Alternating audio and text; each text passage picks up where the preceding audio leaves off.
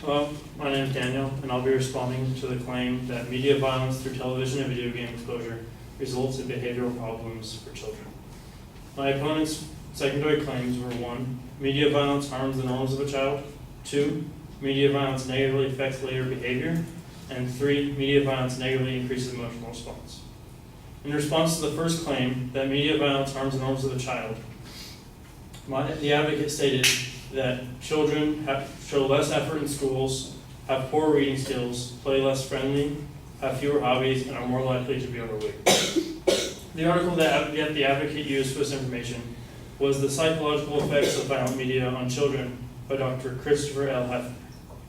This article, in fact, stated that these symptoms are from heavy viewing of media, which had nothing to do with violence.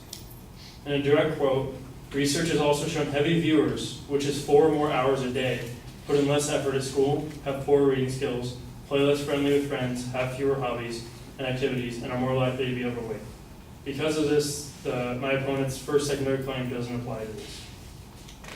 In response to my advocate's second claim that media violence negatively affects later behavior, she used the same article for this information, which stated that, in conclusion, not one research conducted could prove either positive or negative long-term outcomes of media violence. And then later went on to say that, does this really mean that violent media causes children to be violent? I don't think so. This shows that her second claim also lacks validity. I also want to oppose a counterclaim for her second one, that violent video games help reduce real-world crime and violence. Researchers at Villanova and Rutgers University compared violent video game sales with crime statistics, and have found a direct correlation between high sales of violent video games and a drop in crime rates. In response to my advocate's third claim, that media violence negatively increases emotional response, the advocate supporting evidence comes from the abstract of the same article again, which backs up the fact that her argument lacks validity. And I want to propose a counterclaim that desensitization caused by media violence is short-term and has no long-term effects. A study by Holly J. Brown of Ryerson University compared the memory recall of and emotional responses to violent material between students who had played violent video games recently and those who played them at an earlier time. They concluded that violent video game exposure does not affect long-term memory or subjective arousal, thus challenging earlier reports of violent video game-related desensitization effects. So in conclusion, the advocate based their entire argument on an article that not only argues that video games do not cause violence, but that shows that long-term negative effects of violent media cannot be found. Thank you.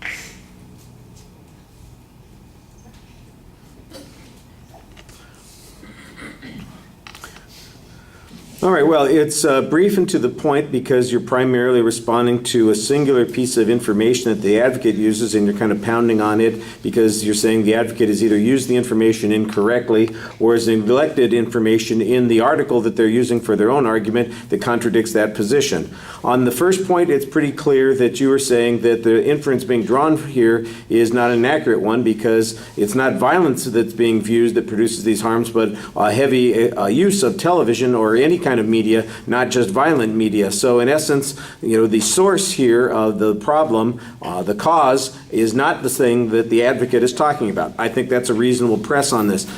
Because you have some extra time, it might have made sense to provide some additional arguments and evidence of your own to suggest that there isn't really a very strong link between violence and any of these sorts of behaviors, and that there might be other alternate causality issues that contribute to this problem. And I think that that would maybe back your argument up a little bit, because you really do spend a lot of time just kind of trying to focus on the one the one source that the advocate uses in the way that you think that's been misused. And that's not a bad point. I'm just saying, what's the old saying? You don't want to put all your eggs in one basket. Maybe have some other points of attack that you can make on this point. On the second point, I thought that was interesting. You're citing the advocate's own source as saying that there is no certainty on this relationship. Basically, you have a piece of reluctant testimony coming from a study or an article that summarizes studies in this particular field, but reaching the opposite conclusion of what the advocate said. So it almost implies that the advocate is quoting things out of context. If you had a direct, it did sound like you were giving us a direct quote on this. It would be nice if we could put that in the context of the quote that the advocate used from this particular point. That would be helpful. I did think that you had a nice piece of counter evidence on this particular point, although it's a little simplistic and conclusionary. It is, in general, seems to respond to the point that's being presented here. I just don't.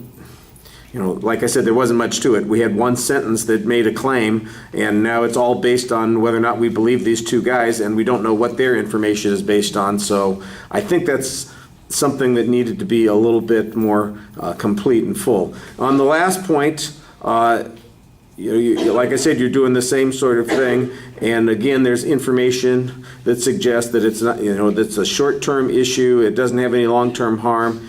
And it sounded like it was coming from the same source again. So this is a pretty effective deconstruction of the argument that the advocates presented, because they're too dependent on this one article, and the article is full of, I guess, a summary of data on this particular point, a lot of which contradicts the position that the advocate is taking on that.